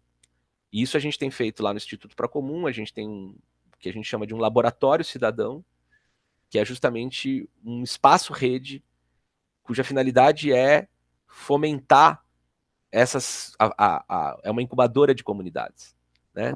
Comunidades das várias áreas dos saberes, dos conhecimentos diferentes, e que pode se instaurar e fomentar iniciativas cidadãs, né? Que venham de baixo para cima e que cumpram um papel de autogovernar-se perante essa tentativa de supressão de toda e qualquer autonomia que ocorre quando a gente vivencia um sistema explorador, radicalmente explorador, como esse em que a gente está inserido atualmente. Então, eu acho que quando a gente vai, então, dando a volta, né, é muito feliz olhar para o resultado dessa pesquisa, porque ela vai apresentar caminhos concretos e perspectivas diretas de como a gente pode resolver ou tentar enunciar qual é a responsabilidade daqueles ou as formas de você conseguir sustentar economicamente a produção disso que é tão essencial para a própria democracia, que é a comunicação, e em específico a comunicação de caráter comunitário. Eu diria que, em alguma medida, a gente tem a possibilidade de, dentro desse modelo em que as comunidades e as redes se articulam, porque o mundo digital nos legou, de construir arquiteturas federadas, né, distribuídas. Eu sou um militante também na minha trajetória do software livre, da comunicação livre e distribuída, e isso a gente aprende muito dentro desse universo, que é a possibilidade da gente descentralizar as inteligências e fazer com que elas se articulem pelas pontas, né? O que faz com que tudo fique muito mais poderoso e potente e consequentemente, democrático. E aí, quando a gente pensa que talvez também fique aí como provocação para o nosso debate, né, o desafio que é a gente constituir redes de comunicação comunitária que se apoiem entre si, que os financiadores, e aí sejam eles vindos do poder público ou da filantropia privada, né, enxerguem também a importância de apoiar essas arquiteturas distribuídas, né, que permitam que os diferentes contextos comunitários se encontrem, troquem entre si, se fortaleçam, partilhem suas táticas, articulem suas estratégias para que a gente possa, de fato, não só restaurar, porque eu acho que essa não é a questão, restaurar uma democracia falida, mas construir uma democracia efetivamente transformadora para os nossos próximos tempos, né? Eu acho que o Munus, né, a Comunitas, ela constitui, seja através, né, por todas essas suas formas de realização, aquilo que pode nos dar um sentido comum de ação política para os próximos tempos. Então, financiar a comunicação comunitária em alguma medida, financiar a própria saúde das nossas comunidades, a possibilidade das suas existências e, consequentemente, a possibilidade de uma democracia efetiva. Acho que era isso que eu queria trazer. Tem, né, são 10 minutos, eu não sei se ainda tem algum tempo. Me falaram que teria um timer aqui, mas eu não achei. na tela. Deixo também a palavra circular para que a gente possa escutar os outros colegas e, se for o caso, mais para o final, voltar para o debate. Muito obrigado. Obrigada, Rodrigo. Passou um pouquinho, mas estava muito bom te ouvir. Obrigada. Vou pegar esse gancho das mídias comunitárias que se apoiem entre si para já jogar nossa conversa para o convidado Tony Marlon. O Tony é educador e comunicador popular, atua como facilitador de grupos e designer de estratégias de comunicação, é colunista do Ecoa UOL, jornalista, baseia, as periferias são o seu ponto de partida e chegada, faz parte da coalizão de mídias periféricas, mídias periférica, favelada, quilombola e indígena. Acho que Tony pode bem contar para a gente esse apoio, como é que as mídias comunitárias podem se apoiar entre si, falar de desafios e oportunidades para essas parcerias e para a alavancagem das mídias independentes pela filantropia. Tony, muito bem-vindo, muito obrigada. A palavra está com você. Muito obrigado, Mônica. Todo mundo consegue me escutar direitinho? Massa, muito bem. Estou chegando aqui, estava em viagem, acabei de chegar aqui em Salvador, então estamos produzindo ao vivo aqui essa nossa conversa. Primeiro, quero pedir licença para poder chegar, licença para vocês, mas licença também para quem já abriu os caminhos, né? Essa discussão sobre comunicação já existe há muito tempo, então a gente só está continuando ela. Muito feliz de estar aqui na presença de pessoas que eu admiro profundamente, vou nomear o Savazone como uma delas, que é uma pessoa com quem eu sempre aprendo muito. Então, estou muito feliz e honrado aqui também pelo convite. Eu sou o Tony, o meu território político e afetivo é o Campo Limpo, periferia da Zona Sul de São Paulo, mas o meu coração tem rodinha. Cada hora eu estou num canto diferente, construindo num lugar diferente. Eu sou um homem branco, estou usando um boné branco, que tem uma letra F em laranja, e uma camiseta verde. Muito obrigado pelo espaço de fala. Bom, primeira coisa que eu vou dizer eu vou trazer algumas coisas aqui, e essas coisas que eu vou trazer, algumas delas, obviamente, foram organizadas enquanto ideia por mim, mas nenhuma delas é uma construção individual, porque a gente não existe apartado das outras pessoas, e dentro da comunicação de periferias e favelas, nós somos sujeitos coletivos, respeitando as individualidades, mas a nossa síntese é sempre coletiva. Então, ao trazer o que eu vou trazer aqui, eu estou trazendo um monte de gente junto comigo, de várias periferias e favelas também, né? Então, quero reconhecer isso. Então, acho que tem esse ponto. Quero localizar minha fala. Não vai dar tempo da gente trocar ideia. É muita coisa para a gente poder falar. É muita coisa mesmo. Então, eu vou fazer um recorte. E olha que eu sou libriano e mineiro, então, para mim, fazer recorte e falar pouco é difícil. Mas eu quero dizer sobre que tipo de comunicação é essa que a gente está falando e a partir de onde eu vou falar. É uma comunicação que luta contra o machismo, que luta contra o racismo, que luta contra a LGBTfobia. Então, não é qualquer comunicação, é essa comunicação que afirma todas as vidas e que constrói e que fortalece e que defende o lugar para que todas as vidas possam se manifestar, os jeitos de ser e estar no mundo. Essa é a primeira coisa. E o meu recorte também tem um recorte territorial, né? Eu sou de uma periferia, não consigo falar por ela, imagino por todas as outras, mas a minha produção de pensamento vem daí. Então, considerem isso. Então, pode ser que algumas pessoas não se sintam necessariamente contempladas, mas é só para localizar a fala. Como bom mineiro, eu preciso contar um caso de 30 segundos para poder destrinchar o meu pensamento a partir disso. Em 2017, estava observando ali todo mundo ocupando o digital, a gente começando a discutir essa treta do algoritmo, sei não, isso vai dar ruim e tal, e eu comecei a brisar com quem que a gente está dialogando no dia a dia, no Campo Limpo, Ângela, Capão, com quem que a gente está dialogando no dia a dia. E eu comecei a ir para os terminais de ônibus e para os metrôs para poder observar quem é que saía para trampar, para trabalhar, já que estamos falando com o Brasil inteiro aqui, às 5 da manhã. E aí eu percebi uma coisa, que das 5 até as 7, tinha um perfil de pessoas que estava saindo para trabalhar, que das 7 em diante esse perfil mudava. A minha reflexão foi, como é que a gente produz comunicação para conversar com essas pessoas que estão saindo para trabalhar 4 da manhã, 5 da manhã, 6 da manhã? E aí a gente criou um jornal, que hoje é liderado pela Riviane e pela Júlia Santiago, um jornal chamado Embarque no Direito.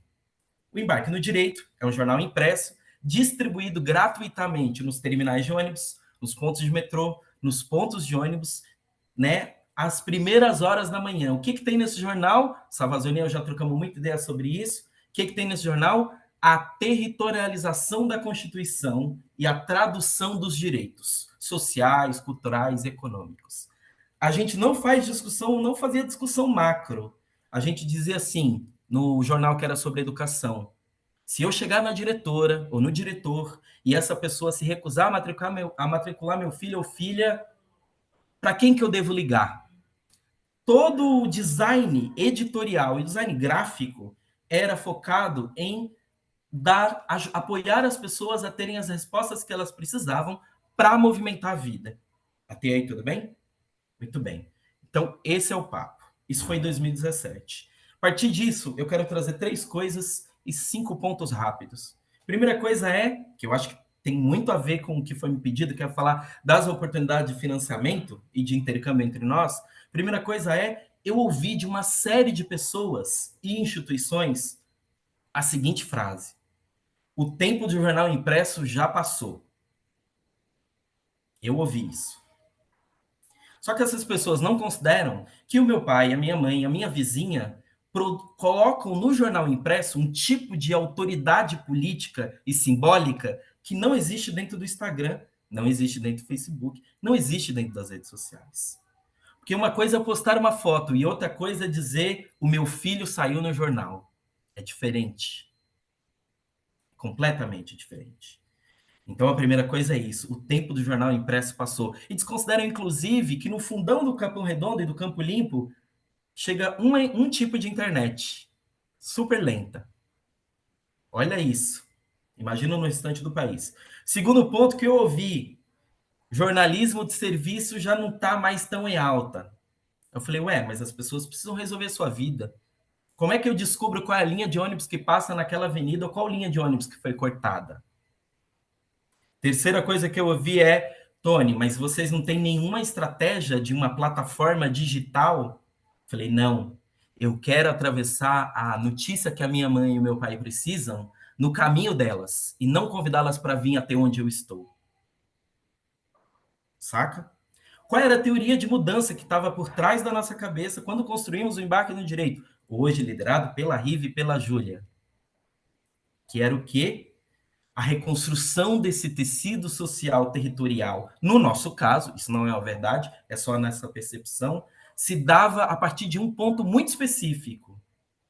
Não importa em quem eu votei, não importa para onde eu fui nas últimas eleições, não importa qual é a orientação base ideológica que me distancia do meu vizinho ou vizinha. Quando eu for matricular o meu filho ou filha na escola, eu quero saber para quem eu ligo se não disserem que não tem vaga. A nossa teoria é de que a gente poderia reconstruir o tecido social a partir dessa lógica. Ok? Estou vendo aqui o tempo. Então, a partir disso e dessa historinha aqui, bem mineiro, desse caos aqui que eu contei para vocês, eu tenho algumas coisas que ficam fortes para mim a partir da pergunta que vocês trouxeram. A primeira delas é: investidores, investidoras, acreditem nas iniciativas. O território sabe o que funciona naquele lugar. Ele sabe o que funciona naquele lugar. Quando a gente cria um jornal com 30 mil exemplares, distribuindo em 20 pontos da Zona Sul de São Paulo, em que o índice de jornais jogados no chão é baixíssimo e as pessoas estão lendo quando entram no ônibus, a gente sabe o que funciona naquele território. Massa? A segunda coisa é preciso criar condições para investir na inovação popular de base. Antes de matar essa ideia no começo, do tipo, jornal impresso funciona mesmo, Tony? Será que a gente não estava elaborando uma coisa que ainda não estava no radar e que não estava sendo percebida ainda? Confiança. Confiar nisso. Terceiro ponto é: precisamos de recursos para errar. As coisas não nascem prontas. Não nascem prontas. A primeira edição de jornal tinha uma lógica de distribuição. 24 meses depois, tinha outra lógica completamente diferente. E a gente precisou ter liberdade para poder testar, prototipar, mudar as coisas, apontar em outros caminhos e direções. E o último ponto para mim, que fica muito forte, é a gente precisa também impulsionar essa cultura em que o investimento é numa visão de futuro e não num projeto que tem linha por linha, por linha, por linha. E aqui eu vou celebrar quem confiou na gente nesse processo. A Fundação Tite Setúbal.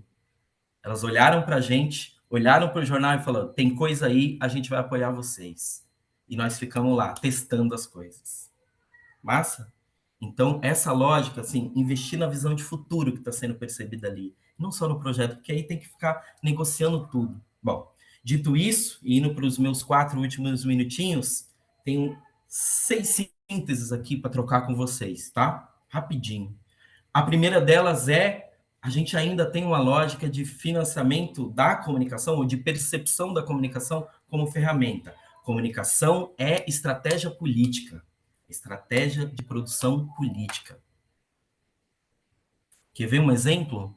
Se você é uma investidora, um investidor, e não investe necessariamente em iniciativas de comunicação, sem problema. E se você colocasse uma rubrica no seu tal dizendo a comunicação desse projeto que vai ser aprovado precisa ser construída com um coletivo de base territorial, com as estratégias dele. Tá vendo? É um jeito de fortalecer a comunicação como estratégia política. Precisa investir só no coletivo, você pode investir convidando esse coletivo para fazer parte da estratégia, tá ligado? A outra coisa é, precisamos criar momentos para investir em ferramentas e linguagens.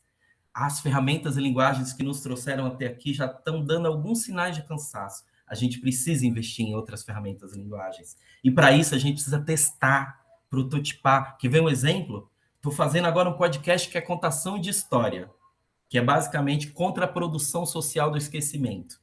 Estou distribuindo nas rádios comunitárias, jogando no WhatsApp.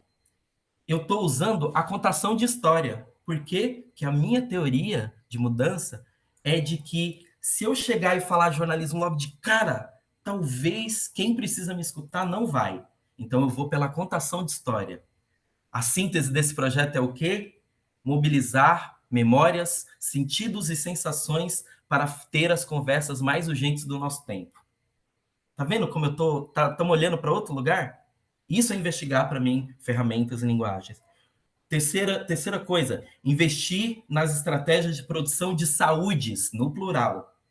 E com isso eu quero dizer o seguinte, tem muitos e muitas de nós, comunicadores e comunicadoras populares, que estão adoentados pela ameaça, pela pressão política, pela pressão das redes, por tudo, pelas demandas do território. Quando é que a gente vai conseguir discutir, por exemplo, que tem uma linha de investimento para que as pessoas possam, por exemplo, ter acompanhamento emocional? Porque não é só sobre o que a gente entrega, é sobre como a gente entrega. Ontem mesmo eu disse assim, estava aqui em Cachoeira, no Recôncavo Baiano, cidade linda, e disse assim, topo construir o futuro entre todas nós, desde que eu chegue lá inteira e vivo. Porque se for chegar lá, eu não vou conseguir. Massa? CNPJ informalidade, Renata já deu esse papo agora há pouco, né? A gente tem muita inovação sendo produzida fora dessa institucionalidade do CNPJ. O que a gente faz? A gente só vai investir em CNPJ, mas e a pessoa que está lá no interior do meu interior, produzindo uma coisa muito específica? Como é que esse recurso chega? Como é que ele, sabe? Acho que isso precisa ser pensado também. Penúltima coisa, como construir pesquisas, apoio, né? Como construir apoio a pesquisas de advocacy. Tem uma pessoa que é um dos maiores pensadores de comunicação desse país. Pesquisem. Ronaldo Matos, do Desenrola e Não Me Enrola, Jardim Ângela. Maior pensador de comunicação desse país. Massa? Ronaldo tem que fazer um monte de coisa. E, além disso, fazer advocacy. Fazer construção política. Pesquisar política pública. Ronaldo, para mim, deveria ser a minha linha de frente, a nossa linha de frente, de estar onde? Disputando a discussão sobre política pública. Mas não dá para fazer isso tendo que realizar 5 projetos e ainda viajar para fazer a discussão. Como é que a gente cria condições para que essas pessoas pensadoras e estrategistas possam ocupar esses lugares? E por último, a gente me sinto assim, lendo a pesquisa está incrível, assim, Diego, Renato, incrível. Agradecer muito vocês, porque é isso, né? O que não tem nome e o que não é nomeado fica aí. E vocês nomearam coisas, então quero muito agradecer vocês por isso. E eu acho que essa pesquisa dá uma pista de uma coisa. Precisamos mover a conversa, a discussão, precisamos transformar culturalmente esse debate que a gente está fazendo em deslocar da gestão das urgências para a produção de futuros. Gestão das urgências, produção de futuros. Entende como são duas coisas completamente diferentes? Gestão das urgências é o quê? Esse debate que a gente está... Como é que os coletivos vivem agora? Como é que... A gente precisa ter essa linha, inegável, precisamos fazer esse investimento. Mas para a gente formular política pública que faça sentido para todos e todas nós, a gente precisa ter pessoas como a Thaís Siqueira, como o Ronaldo Matos, como a Gisele Martins, como a Iane Mendes, lá do Recife, ocupando os espaços de debate e produção de conhecimento. E não vai dar para fazer isso se a gente continuar ainda numa lógica de investimento que foca somente na gestão das urgências e não na produção de futuros. Hablei muito, né? Desculpa. Estou vendo aqui que eu passei 1 minuto. Mas é isso que eu queria trazer inicialmente, e depois a gente pode trocar uma ideia. Obrigado pelo espaço. Tony, muito obrigada pela tua fala, muito obrigada pelo caminho que você apontou, inclusive, para a filantropia e para a comunicação comunitária trilharem nesse desafio, né, de se impulsionar mutuamente. Eu vou até enumerar aqui os 4 itens que eu anotei, que eu achei realmente de uma potência que merece ser recapitulada. Então, acreditem no território, investir na inovação popular de base, recurso para errar e visão de futuro. Muito obrigada, Tony. Eu vou passar agora a palavra para o meu colega Rodrigo Montaldi, companheiro do Fundo Casa Socioambiental. O Rodrigo tem não é tão mini, tem uma biografia aí na gestão de projetos e nessa atuação na filantropia que é bastante extensa, mas eu só vou falar aqui que ele atuou em consultor técnico em projetos de desenvolvimento territorial, em projetos de educomunicação e comunicação comunitária, entre muitas outras coisas. Rodrigo, a gente quer ouvir a experiência do Fundo Casa no financiamento à comunicação comunitária independente. A gente tem aí um edital para colocar nessa conversa, né? Então, a palavra está com você. Perfeito, Mônica. Obrigado pela mediação e agradecer ao convite feito ao Fundo Casa, na figura de Grazi, mas também parabenizar a Renata e Diego por essa importante pesquisa, essa publicação, fruto, né, de uma longa data aí de pesquisa e de escuta, sobretudo com outras organizações e fundações.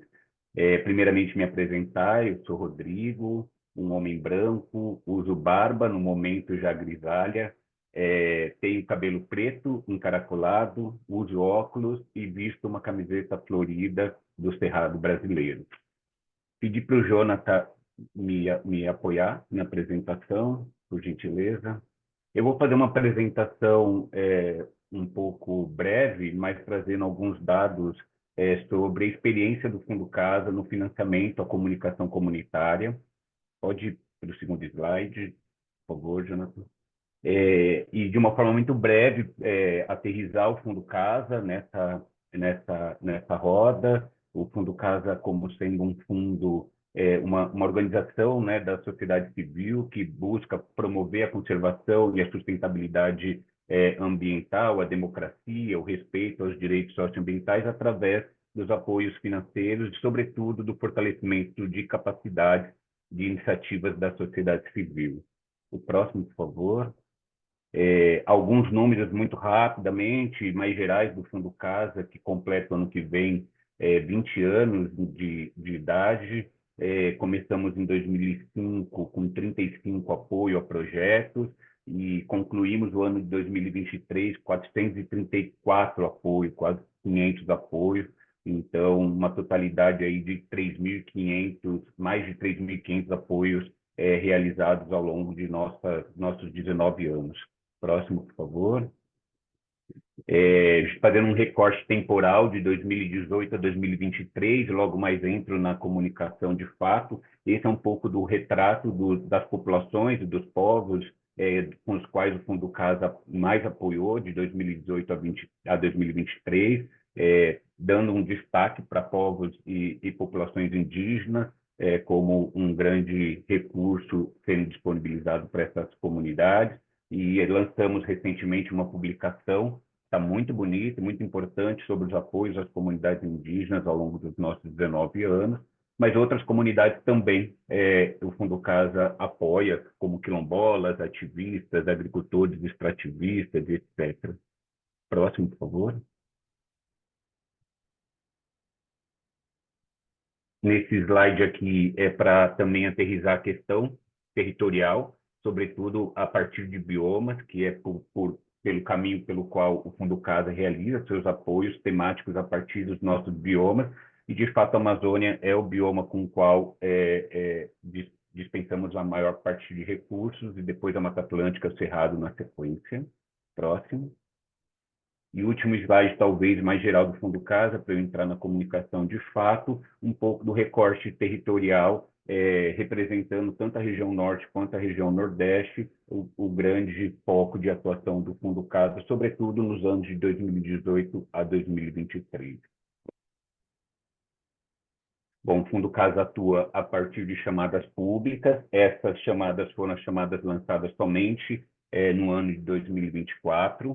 Então, são chamadas que a gente abre para as comunidades e para os territórios, numa diversidade de temas e agendas. Agendas essas construídas a partir de escutas sensíveis e ativas com os territórios, e do qual eu vou falar da comunicação a partir do próximo slide, fruto de uma escuta, como a Graciela já comentou, que realizamos no ano passado, um encontro em Brasília. Próximo. E aí pode mais uma. Para falar dessa chamada da comunicação comunitária, eu acho que é importante a gente fazer um resgate desse processo de escuta ativa e afetiva que Graziela citou no começo da fala dela, e que é da onde a gente surge a chamada de apoio aos projetos que lançamos recentemente, e os projetos já estão contratados.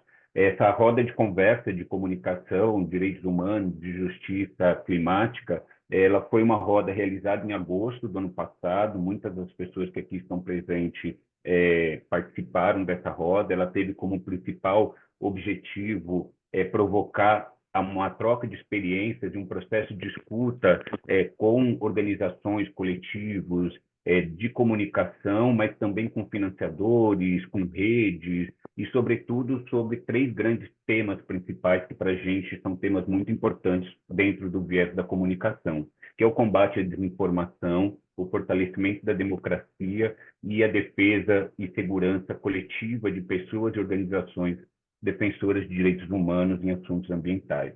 Mas também foram rodas que foram provocadas também para gerar reflexões acerca da comunicação e seu papel estratégico nos territórios, fortalecer a relação das organizações presentes no encontro, e, a partir dessa roda, lançar uma chamada pública de projeto.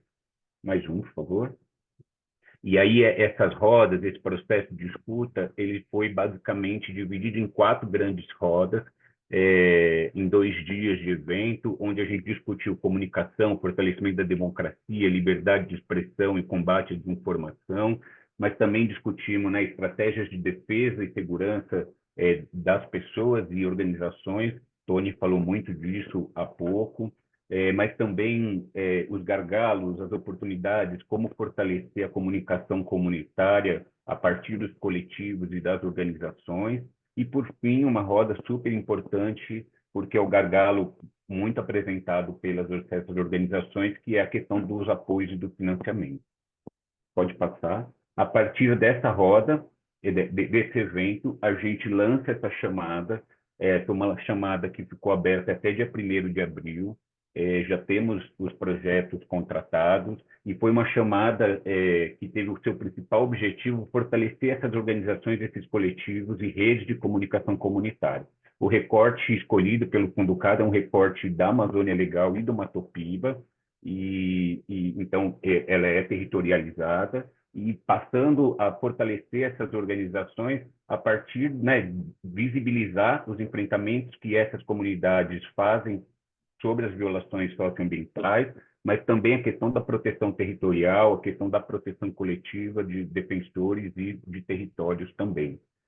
O valor disponibilizado para essa chamada foi de R$ 1 milhão, sendo que a gente apoiou 20, estamos, né, apoiando 20 projetos de R$ 50 mil cada um. Próximo, por favor. Esse slide é somente para mostrar um pouco do gargalo que a gente escutou, mas veio na fala de Tony, veio na fala de Renato e de Diego, do Rodrigo também, as linhas de apoio que a gente pôde oferecer para os grupos, para os coletivos apoiados nessa chamada. Obviamente, eu não vou entrar no detalhe de cada uma de linha, mas basicamente a gente ofereceu aos grupos, a partir da escuta, 4 possibilidades de linhas de apoio, né? Uma linha de fortalecimento institucional, uma linha de produção de conteúdo, uma linha de alcance e distribuição, ou seja, democratização desse conteúdo, e uma 4ª linha de fortalecimento das redes de comunicadores e comunicadoras populares. Eu vou trazer, a partir do próximo slide, um pouco de detalhes do que veio dessa chamada, que eu acho que vale a pena refletir, da demanda recebida, e corrobora muito com o que Diego e Renata levantaram na pesquisa.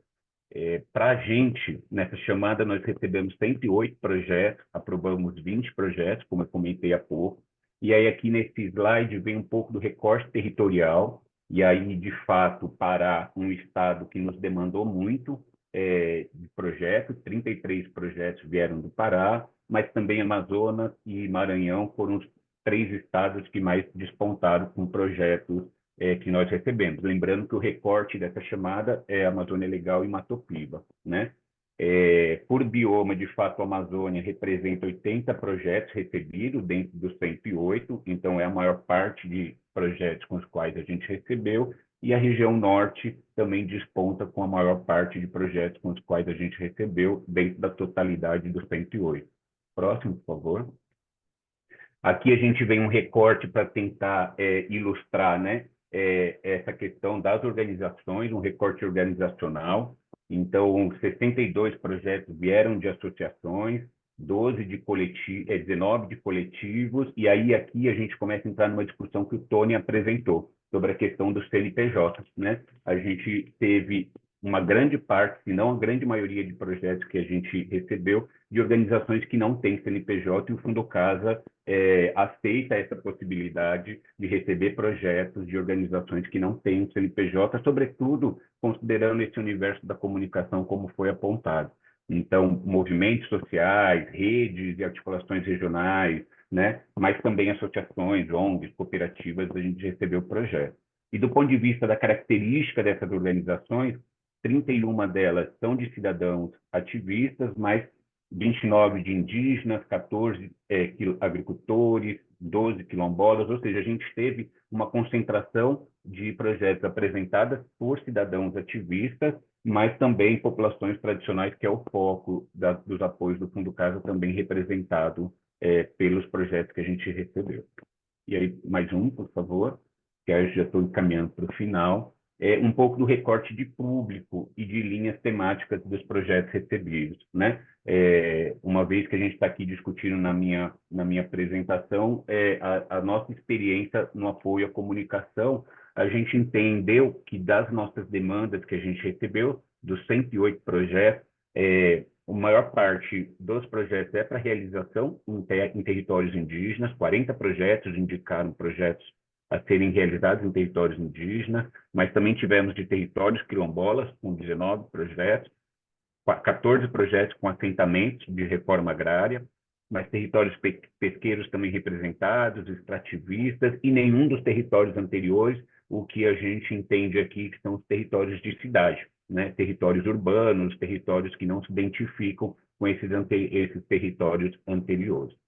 O perfil do público direto a ser apoiado por esses projetos, as mulheres, é um público onde apresenta a sua maior parte como público direto, beneficiário dos projetos, mais populações indígenas, extrativistas, ou seja, a gente consegue o Fundo Casa a partir dos nossos apoios, formulário, relatório, monitoramento dos projetos, a gente consegue ter um rico dado sobre esses projetos, sobre as pessoas que compõem e até mesmo as atividades que vão ser realizadas e esse monitoramento.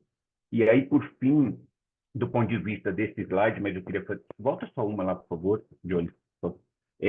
Focar um pouco nessa última aqui, que é a questão das linhas temáticas escolhidas pelos projetos. A gente tinha 4 linhas temáticas possíveis.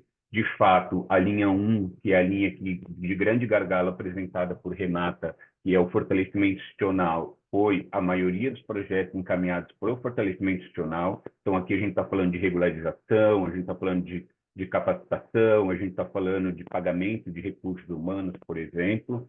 A gente teve uma grande concentração também de produção de conteúdo e de fortalecimento de rede, e um número muito pequeno, ou menor, na verdade, de distribuição, e que talvez aí fique um gargalo para também filantropia, mas também pela demanda que vem do campo, pensar em melhorar a distribuição e difusão desses conteúdos, né?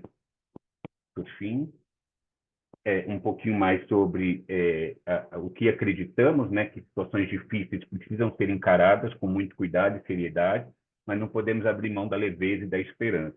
Situações difíceis pedem colo, acolhimento, e nós somos abraço para quem quer que necessite. E para dizer também, se puder só tirar a projeção, para eu fazer uma última fala, João, para dizer também que, para a gente, a comunicação comunitária, ela vem como uma estratégia colhida a partir de um outro processo de escuta em 2019, quando a gente criou o nosso programa de defensores e defensoras de direitos humanos em assuntos ambientais, onde daquele processo de escuta de 2019, algumas demandas nos foi encaminhada pelos territórios, entre elas um fundo de resposta rápida, apoios coletivos, assessoria, acompanhamento jurídico, de advocacia popular e a comunicação popular. Então, é uma demanda que vem ao fundo caso em 2019, que a pandemia nos fez outras linhas de abordagem, mas a comunicação a partir do ano passado, com essa escuta no encontro em Brasília, a gente aprimorou esses dados, entendeu qual era a demanda do campo e realizamos essa chamada com esses dados e informações que apresentei há pouco. Eu acho que a gente depois fica aberto a perguntas e dúvidas e me coloco à disposição e parabenizar a organização do evento novamente.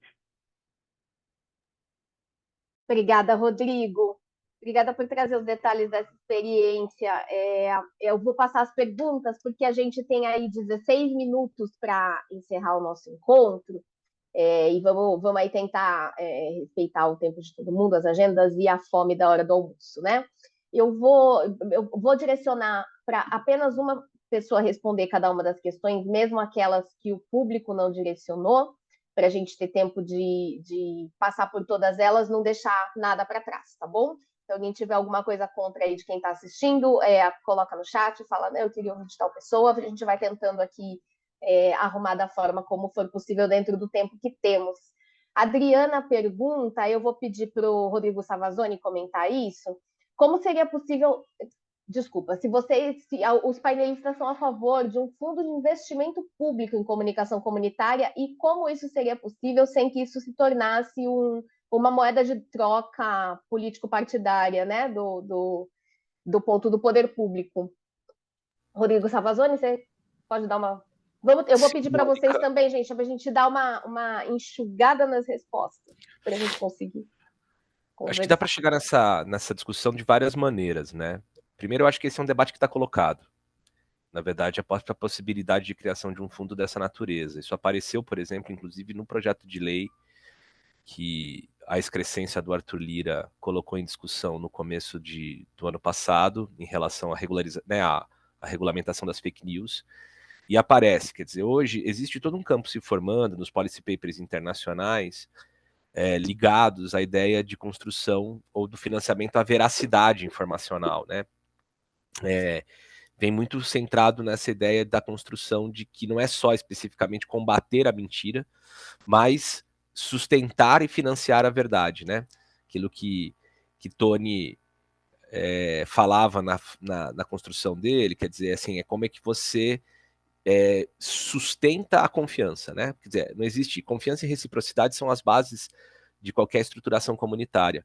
E isso precisa ser indiretamente financiado, né? E a verdade é o pilar de sustentação disso. Então há um raciocínio nesses policy papers internacionais que tem lastreado a sugestão, né, de construção de políticas públicas que vão nessa direção, da constituição de fundos nesse sentido. Isso esbarra ou vai esbarrar numa discussão também muito antiga, que é a autonomia desses fundos perante seus processos de gestão, como é que você os constitui, né, e faz esse acompanhamento, e como que isso também se associa, digamos, a uma dimensão do público não estatal. Né? No Brasil, a gente tem um problema muito sério, que o debate sobre comunicação ele foi sendo regulamentado, eu participei muito diretamente disso, né, quando a gente fez os fóruns de TVs públicas lá no primeiro governo Lula, que resultaram, né, na regulamentação do artigo constitucional que trata do capítulo, né, da separação entre o serviço público estatal e privado de comunicação, e como é que você, então, cria a máquina, digamos, institucional para poder fazer com que esse recurso, uma vez estabelecido, seja distribuído sem que ele sirva, né, a uma intencionalidade de controle, né, que é outra dimensão também muito importante no debate sobre liberdade de expressão. Então, assim, eu sou defensor da ideia de um fundo público, diria que é importantíssimo a gente debater como é que o Estado assume a responsabilidade por fomentar e financiar essa comunicação democrática, porque tem a ver com aquilo que eu falava na minha própria intervenção, quer dizer, isso é o pilar de sustentação da própria ideia da democracia, mas tem uma série de questões de modelagem e eu diria que a gente ainda está um pouco distante de chegar a isso. A gente tem experiências mais tópicas, né, que aconteceram em outros momentos das políticas públicas para o campo, né, comunicacional. A gente teve, por exemplo, os pontos de mídia livre, que agora, se não me engano, estão tentando fazer com que retorne, algumas iniciativas que foram para fazer com que o Estado pudesse fomentar iniciativas comunicacionais comunitárias com algum impacto interessante. Acho que tem alguns fenômenos também que valeria a pena observar. Acho que uma política muito, muito importante é a política do VAI em São Paulo, que embora seja uma política cultural feita pela Secretaria de Cultura, foi um modelo muito interessante que fomentou muitas das experiências de comunicação comunitária que Tony traz, inclusive, atores que foram forjados a partir desse fomento. Então tem um papel muito interessante, vale a pena estudar e observar, porque tem resultados, né? É isso, a gente não pode abrir mão de disputar o orçamento federal, constitucional, para subsidiar aquilo que a gente realiza. Até porque o Arthur Lira sabe muito bem fazer o que fazer com a parte secreta que ele separou para ele, entendeu?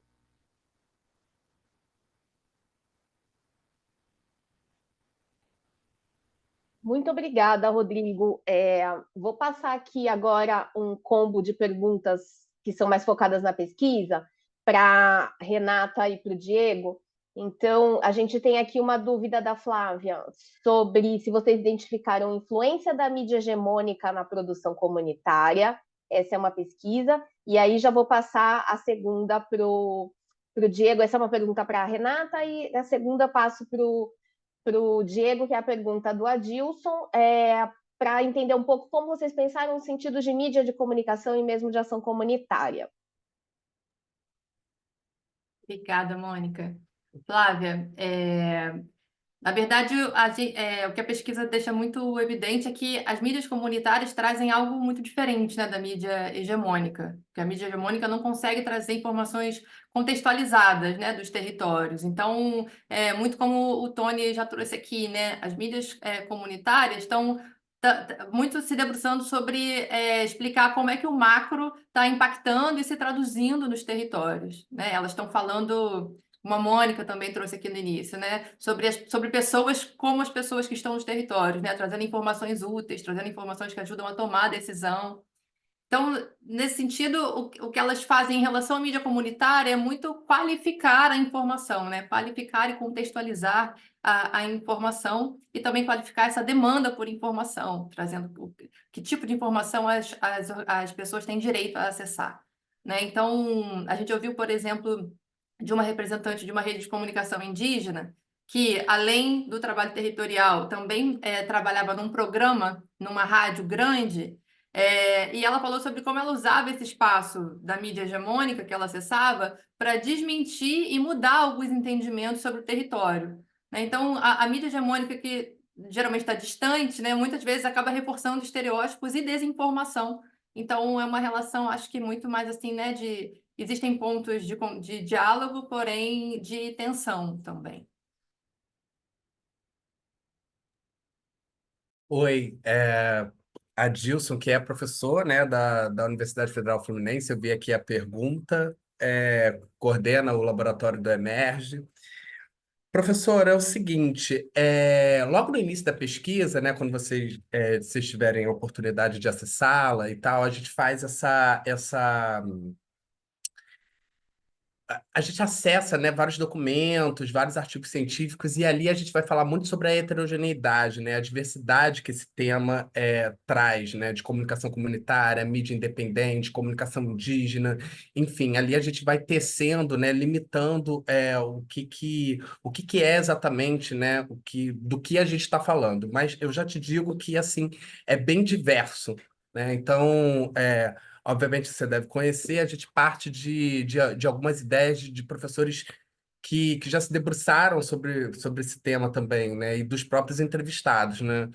Então a gente caminha pela Peruso, a gente caminha pela Raquel Paiva e também pelos seus artigos, né? Então a gente entende a comunicação, né?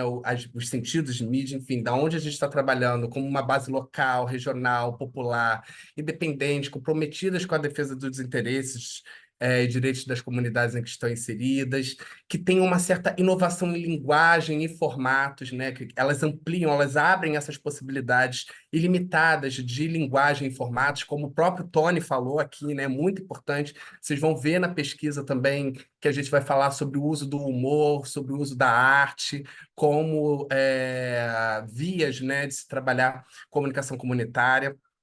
Ah, de sem proselitismos, né, de qualquer espécie, que é plural, diversificado, não visa o lucro, que tem uma sinergia de desenvolvimento comunitário.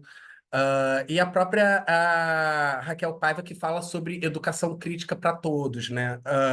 Eu sei que tem uma pergunta aí de educomunicação, mas eu vou deixar para a Mônica dirigir, mas a gente também entende a comunicação como uma ferramenta, né, de educação, né? Então, basicamente é isso. Eu vi que você também ficou aberto, né, o seu laboratório aí na UF para a gente conversar. Eu espero que essa pesquisa contribua também para o que as universidades estão trabalhando e que haja um grande diálogo entre nós. Um abraço, obrigado. Diego, o caminho era justamente pedir para você emendar com essa pergunta da Thaís sobre se a educomunicação apareceu ou não como prática e bandeira de luta. Então, por favor. Não, sem nenhum problema, eu falo. Bom, o termo, né? O termo em si, ele é um conceito, né? Ele é um conceito, já é muito trabalhado na universidade, inclusive na UF também. Tem professores que se debruçam sobre isso. Mas o conceito, o termo, não foi falado assim, educomunicação. Mas quando a gente passa quando a gente vai entender os problemas e as demandas, especialmente aquelas ligadas à formação, né? Porque os entrevistados falaram muito dos processos formativos pelos quais eles passam e desenvolvem com as pessoas que estão interessadas em trabalharem com comunicação comunitária, né?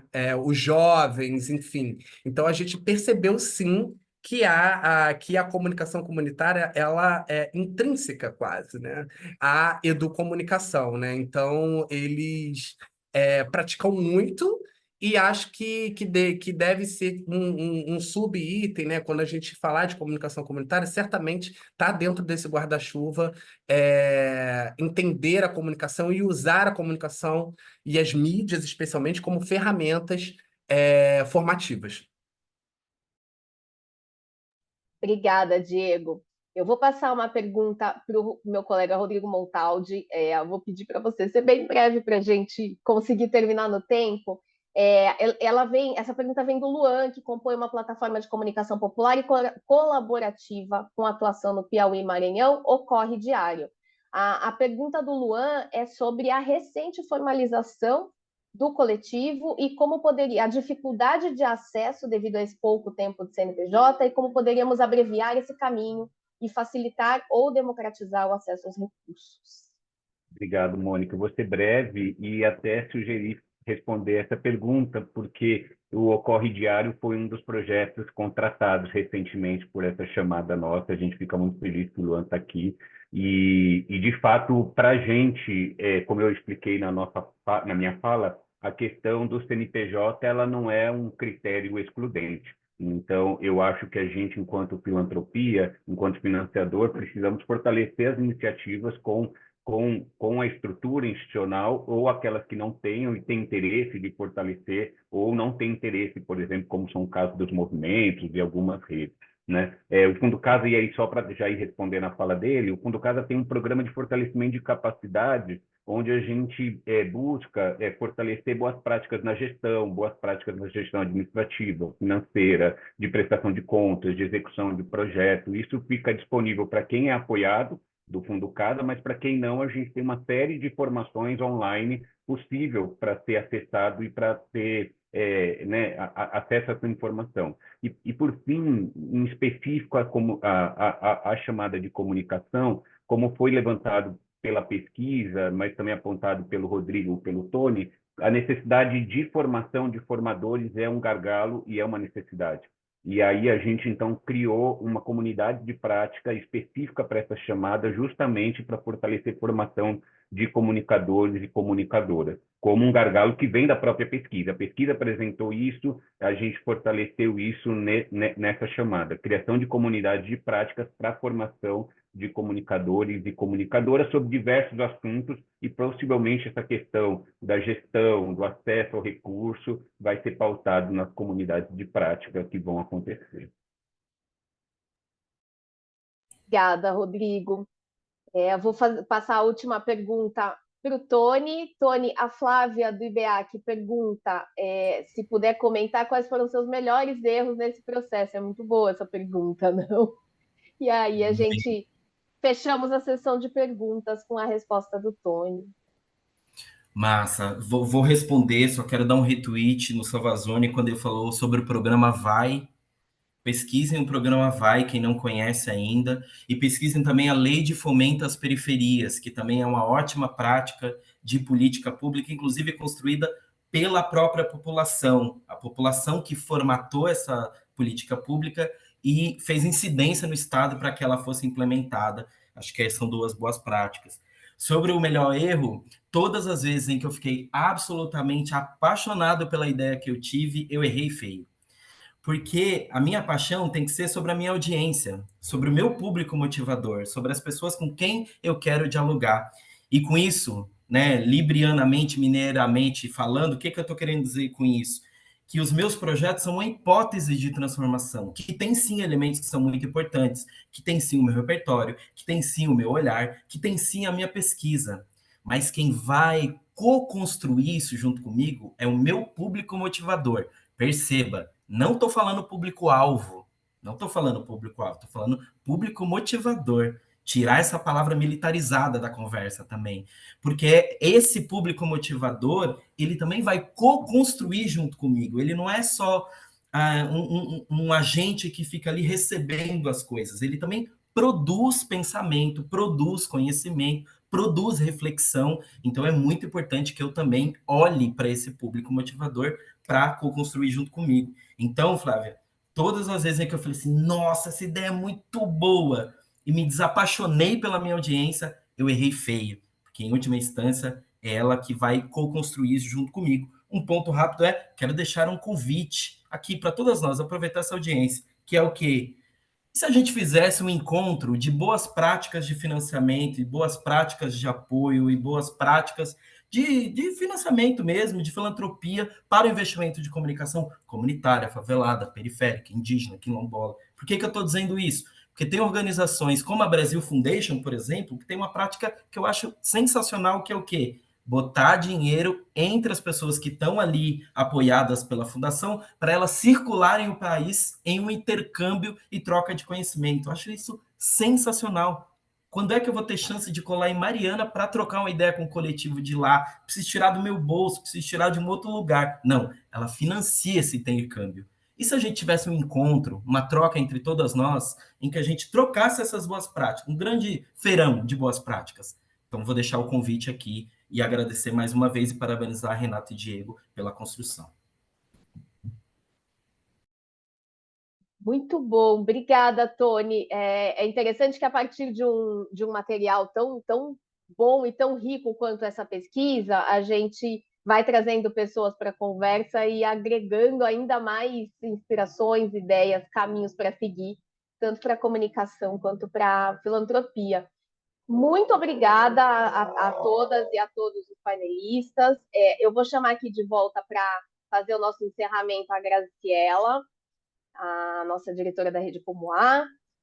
Graciela, bom, já deixar meu agradecimento aqui. Obrigada por todo mundo que assistiu a gente até agora. Muito obrigada pelas reflexões. E a Graciela faz aí a nossa despedida. Bom, gente, estou realmente fascinada com o nível da conversa. Eu ficaria mais meia hora aqui conversando. Acho que tivemos um monte de ideias interessantes, reflexões muito instigantes, inclusive diálogos com a universidade, a chamada do Tony para a gente fazer um novo diálogo. A gente escuta o campo, tá, Tony? Então vamos tentar ver como a gente consegue viabilizar. Eu estou muito feliz com o resultado dessa pesquisa, que fluiu muito bem, o relacionamento com o Diego e com a Renata foi excelente, e muito feliz também com as contribuições do Tony, do Rodrigo, dos Rodrigos, na verdade, e a condução da Mônica, especialmente. Então, para fechar aqui, a gente está disponibilizando a pesquisa completa e seus sumários executivos em português e em inglês. Tem aqui um QR Code, mas também está no nosso site, podem acessar ela, podem usar, trabalhar, divulgar, se inspirar, mandar artigos que possam instigar esse debate para o nosso blog, estamos à disposição, e agradecer mais uma vez pela paciência, estamos apenas 4 minutos atrasados, mas de qualquer forma agradecer a quem ficou para o final, que realmente é um ato de um ato político importante, de poder bancar, de alguma forma, esta discussão. Bom, muito obrigada à equipe